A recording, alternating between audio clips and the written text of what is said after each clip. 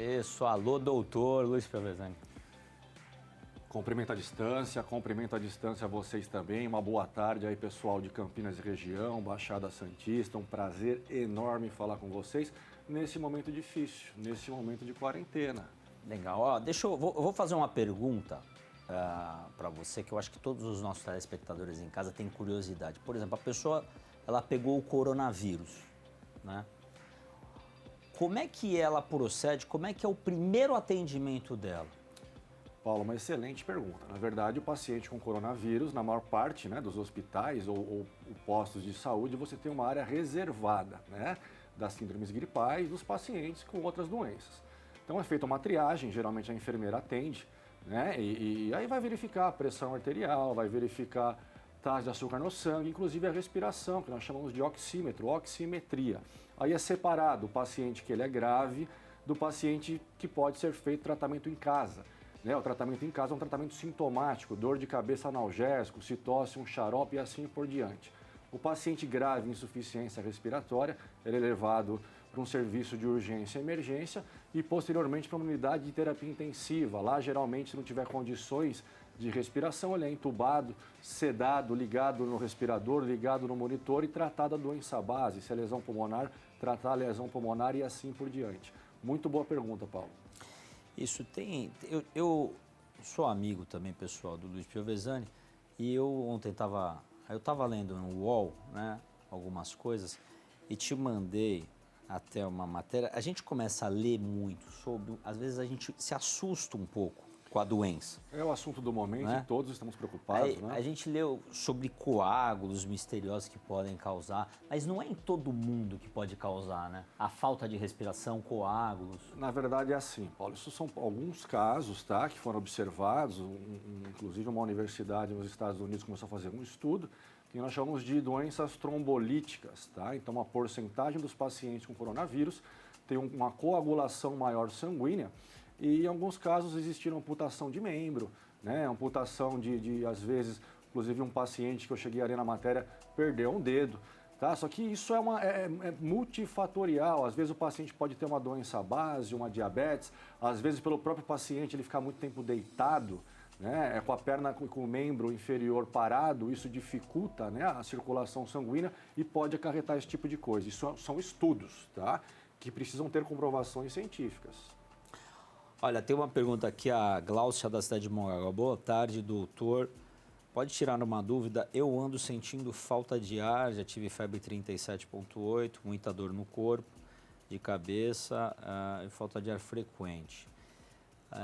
De repente, às vezes também com tudo isso daí que está acontecendo, a pessoa já pensa que está com alguma coisa, mas é importante ir para o hospital, né? Confunde os sintomas. Importante, primeiramente, procurar um postinho de saúde, mesmo porque teve febre e falta de ar. Importante avaliar também, de repente, é um paciente que tem asma, alguma doença respiratória, né, que tenha falta de ar de base, saber diferenciar coronavírus, tá? Então, não é o paciente asmático que está com falta de ar, eu estou com coronavírus, tenho bronquite, estou tossindo, estou com coronavírus. Então, são sintomas específicos. Febre, dor no corpo, dor de garganta, ou coriza, mal-estar e a falta de ar em sintomas mais graves. Sim, então, procurar um posto de saúde. A Bianca da cidade de Campinas, minha mãe tem uma gordura no ovário e um tumorzinho maligno na pélvia. Tem perigo pegar coronavírus? Bianca, boa tarde. Todos nós temos perigo de pegar coronavírus, né? Um dado importante aí foi um tumor maligno, né?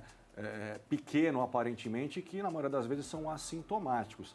Agora precisa ver o grau de envolvimento com o órgão, quanto está cometendo a parte sistêmica. Por quê? Às vezes você pode ter alterações de imunidade, às vezes você pode ter alterações nos glóbulos vermelhos, na célula branca, né? Que nós chamamos de leucócito principalmente.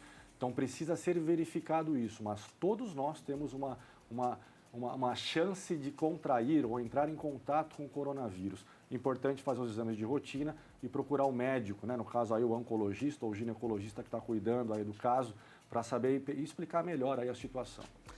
Isso, saindo da Bianca da cidade de Campinas, vindo para o litoral, a Aparecida da cidade de Bertioga, pergunta o seguinte: quem tem nódulos e efizema pulmonar tem mais dificuldade em pegar esse vírus? Olha a pergunta. É uma pergunta importante, na verdade. Ela está perguntando se tem mais facilidade. Não é que tem mais facilidade. Como o coronavírus acomete bastante a parte pulmonar, você precisa de um pulmão saudável para se recuperar. E a enfisema pulmonar é uma doença pulmonar. Você perde ou diminui a capacidade de troca dos gases respiratórios. E você já tem um pulmão acometido, lesionado, dificulta um pouquinho mais aí a sua recuperação. Na verdade, é isso. Olha, as pessoas vão começar a sair de casa, lógico.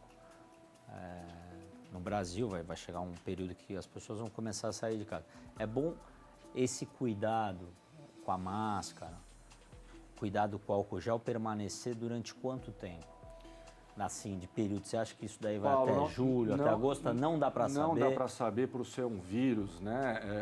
Isso depende de país a país, depende do quanto as pessoas respeitarem aí, né? Porque o distanciamento social, tá? Independente não. Mesmo lavando a mão, usando a máscara, você tem que ter o distanciamento social. E isso pode demorar aí um período longo, inclusive a Organização Mundial de Saúde chegou a falar até 2021. Mas isso depende de cada país, depende de cada cultura, depende de cada região. No nosso país, é um país com um distanciamento, com uma área continental, né? Então não é tão simples assim falar o que vai acontecer, um prognóstico futuro em relação ao vírus. O grande problema é que não tem um remédio específico para o vírus, né? Você não tem um remédio onde você fala assim, ó, você vai, por exemplo, que nem H1N1, que é uma doença, eu acho que é até mais perigosa de lesão, de morte, só que tem a vacina, né? E você, nessa doença que é uma doença nova, você não tem a cura, então fica aí as pessoas... mas existem alguns remédios que falam que estão funcionando.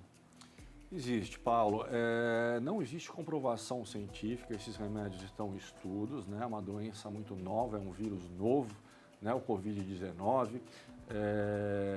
Existe o antirretroviral, né? Que é um medicamento que se usa aí no vírus da AIDS, está em teste, né? A própria cloroquina já está sendo usado, inclusive, nos sistemas de saúde em pacientes que autorizam, junto com a azitromicina. Agora eu peço para que não saiam comprando em farmácia isso, porque é um estudo e você pode acabar tirando o remédio do paciente que realmente tem indicação para isso. Exemplo, paciente com artrite reumatoide, doenças autoimunes e assim por diante. Então vamos ter calma antes de sair tomando remédio por conta própria. Ô, doutor. Opa, você está onde, seu Getúlio? Tudo bom, gente? Fala, seu Getúlio, onde é que você se meteu? Ilhas Maldivas, né? Aonde? Ilhas Maldivas. Eu estou juntando dinheiro para pagar minhas contas no final do mês. Seu Getúlio está nas Ilhas Maldivas. Brincadeira. Condições, gente, condições, isso se chama. Eu vou enviar um presente, eu vou enviar a sua sogra para Ilhas Maldivas. Eu vou tacar ela em algum vulcão, vou procurar. Tem algum vulcão aqui ainda em atividade que eu taco ela. Doutor, eu tenho uma pergunta. Claro, saudade, seu Getúlio. Você... Então, isso que eu quero saber. Sabe aquelas máscaras lá que é transparente? Esqueci o nome lá, acetato, né? Que fala. Sim. Eu posso usar aquilo pra voltar pro estúdio? Ficar Vamos- isolado, Paulo lá na outra ponta e eu na minha mesinha sozinho? Vamos aguardar a recomendação do Ministério da Saúde, da Prefeitura de Santos e Campinas, né? Mesmo porque o senhor é um paciente de risco, então todo cuidado é pouco. É um momento de descanso, o senhor está aí dando a volta ao mundo, né? Enquanto eu dou a volta na minha casa da cozinha para a sala, né? Então fique aí na sua viagem, o senhor é um grande amigo, vamos respeitar aí o distanciamento social até que se tome outra medida, tanto do Ministério da Saúde quanto das prefeituras dos municípios. Escutou, né, Paulo? Vai ter Seu então que Getúlio. continuar pagando meu bolso e viagem pra eu continuar trabalhando de casa. É brincadeira, seu Getúlio está indo no jatinho próprio. Ele estava no Acapulco, não é isso? Florianópolis, agora ele está... Agora tá no Caribe, tá O demais. Paulo vai seu ter que Getúlio. continuar pagando o combustível Eu do já meu falei jatinho. que ele que vai ter que começar a pagar meu salário. Eu aqui não na tenho TV. dinheiro.